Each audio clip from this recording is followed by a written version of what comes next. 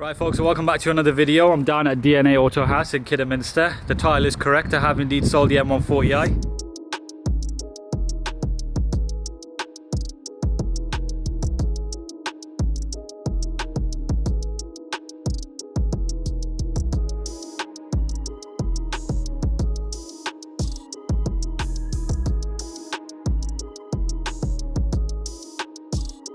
So rather than just, saying it's sold and walking around the car and all that normal stuff, I thought I'd take you guys on one final drive, which I filmed yesterday. So I'll cut to that now. Right folks, here we are in the 140i. As you know, it is a bit of a sad day, but I thought I'd, lighten up the mood by taking you guys for a final drive in the car. It's already warmed up. Let's get into Sport Plus. As you folks will know, if you've been following the channel, this thing is stage 3. It's got a pure 800 turbo on it.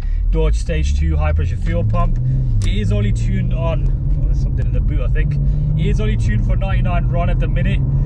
Yeah, we'll get to all the topics and whatnot as we drive along, but this sort of doubles up as a little garage update video.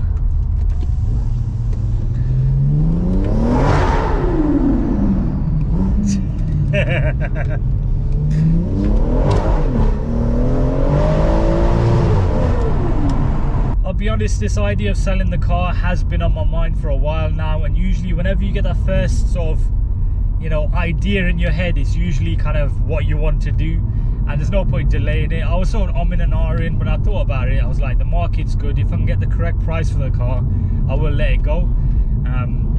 I actually bought this thing just before the prices went crazy, because like M140i's used to be quite cheap, and I paid good money for this at the time because it was a one owner. I bought it from a dealership, and yeah, it's a mint car, and I wanted a max of 25,000 miles. We're looking for a car. The car's got 34.5 now, I believe. Let me have a check. Yeah, it's approaching there anyway. So I have used it best part of 10k miles in a year.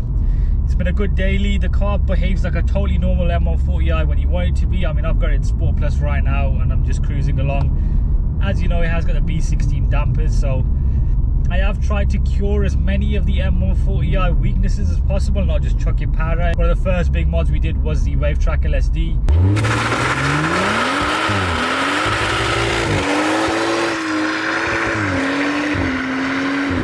And I've had the B16s on here for about 3-4 months now, I think. Yeah, it's a totally different car from standard, but it doesn't mean it's now an M car. That's one thing I wanted to discuss as well in this video. It's fantastic, it handles way better, but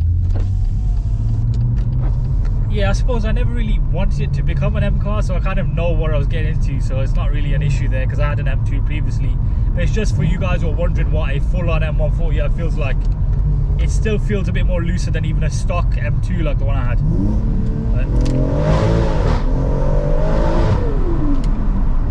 One thing that never gets old is that power. The P58 is just disgusting. We'll do a little standing start here.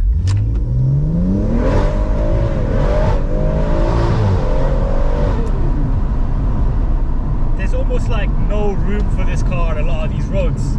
You get up to speed so quickly. I'd say this is probably one of the better builds I have done on the channel. Of course, it is a relatively new car, so when I say build, it's mostly just sticking parts on it, and most of it was done at Evolve, if not all of it, to be honest. So yeah, I never really was too hands-on with this car. I did a few like visual trinkets, and I fitted a few interior parts and retrofit CarPlay, but whenever I do a project where I'm not that hands-on, I don't really have too much of an attachment. I appreciate how good this car is, but often the case nowadays, whenever I want to go for a drive and get my BMW fix, I'm driving the 335i, because it's just cool just jumping in a car I paid like 4 or 5 grand from auction, and it's working, and I could do all sorts of mods. So yeah, this isn't the end of the whole BMW kind of content on the channel. I have got a 130i, yes, I still do have that. So I want to sort of get up to date with a few of the projects I've got lying around.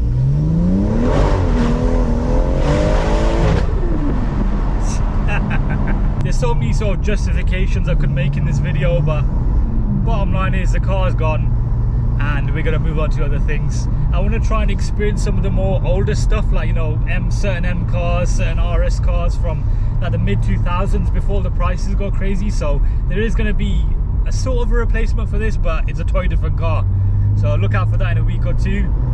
And then there's the other kind of thing to add to the mix. Now that I've got the RS3, I've already got my kind of modern car performance thing there.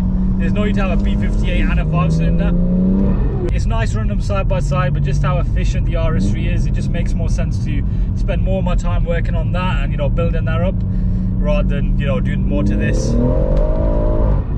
Yeah, we had some good times in this for sure, as well as going to pod last year where I think we ran at 11.2, but it wasn't like total road form and it's quite hot, so I'm sure this thing will run at 10 just as it is on the correct day.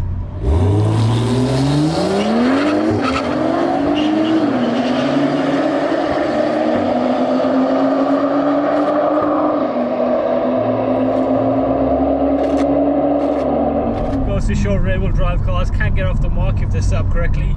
It's got a fresh Goodyear Eagle F1 Super Sports on the back. I know a lot of people ask me over like the months, like what size are they? The 245 40, they do not rub.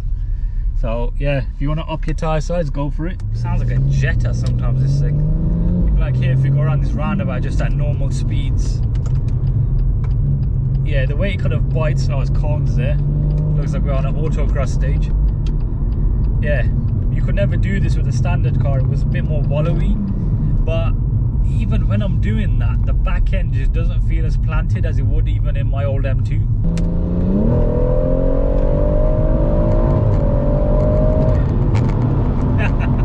That's how you just dispose of Range Rovers.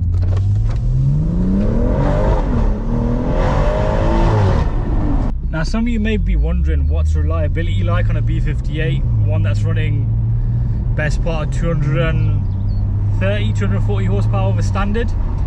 And it's totally fine as long as you don't mess around and start doing silly things like doing meth but on just a charge pipe, getting it tuned by just like the wrong person. This is obviously a full evolved car, so yeah, they know their stuff. You're generally quite fine. These blocks are good for 700 plus, and that's no joke. The B58 is a tank, so we're like 200 horsepower still off what it can do. That's one thing I do love about B58s. It's just so much more easier to get power out of than a 5-cylinder. Like for the RS3, for me to get it to this level of torque and pushing it on stage 3, I am gonna have to forge the engine to have any kind of being able to sleep at night basically. As it stands, the RS3 is actually just as fast as this because I actually went to pod and we got some very good times, but I'll share that in another video. And that's at stage 2, so the stock turbo on RS3 is huge. It does the numbers, but if you're gonna go to like, I don't know, like a TT 700, which I ain't gonna bother with, stuff like that, you want to forge the RS3, which this you can chuck on a big full frame and you're good to go, and you could have all your super sounds. I did consider it, but I was like, what's the point dropping another best part of, I don't know, maybe 10k into a car that I've already decided I don't really want to keep anymore. But yeah guys, I think that's pretty much all I've got to say. Right folks, I hope you enjoyed that final drive on the M140i. I know it's a little emotional, all that good stuff, but yes, as I said, the deal has been done and we're here at DNA Auto House, to which I've sold the car. I've been dealing with Dale throughout the whole process, so I thought I'd just let you explain about what you guys do here, because I'm noticing some quite fancy stock here. First of all, thanks for messaging and coming down and considering us. Yeah. So as you guys know, or if you don't already know, we're at DNA Auto House and we deal in performance individual cars like the likes of the M140s. This one's obviously always got the benefit of being modded already. Yeah, this is basically the full works already, isn't it? Exactly. So if it hadn't have been, that's okay as well, because as you know, and I'll explain on this lovely Java green that we've got in at the moment. Yeah, so what you guys were saying earlier was that this car came in standard, but you still added your own kind of extra touch to it in terms of like lowering and adding bits of carbon, etc. Exactly that. So it's a stunning colour as it is already, being individual. We like to add our little touch as well, so we've got near enough a full carbon kit, front spoiler, rear diffuser, and yeah, it just makes it look that extra bit better, doesn't it? Adds that little bit of taste. Yeah, definitely. If you've got something that you fancy selling and you don't want to go through the hassle of a private sale and people come to view it and want to test drive your car and then not bother committing, definitely hit up the guys at DNA. With me, whenever it comes to selling a car, I never really enjoy the process, so yeah, I didn't really fancy going through all the private listing process and putting it up on Instagram and all that usual stuff. There's one more other thing that we wanted to mention as well, Dale, just before we go. Yeah, of course. So perks of obviously buying from a dealership like ourselves is that you get the beauty of buying the car as a complete package, but also very competitive finance deals. We can even take on board part exchanges and clear any existing finance that you currently have. So you get the best of all worlds, really. If you enjoyed the video, drop a like on it. You probably didn't if you're a big fan of an M140i. You're probably thinking, why have you sold this car? Subscribe for the next thing that's coming. There probably is going to be another car. I won't say anything just yet. Dale was trying to get some spoilers out of me before, but you know, we've got to keep it all secret for now. But yeah, I'll stop rambling and I'll see you in a few days' time.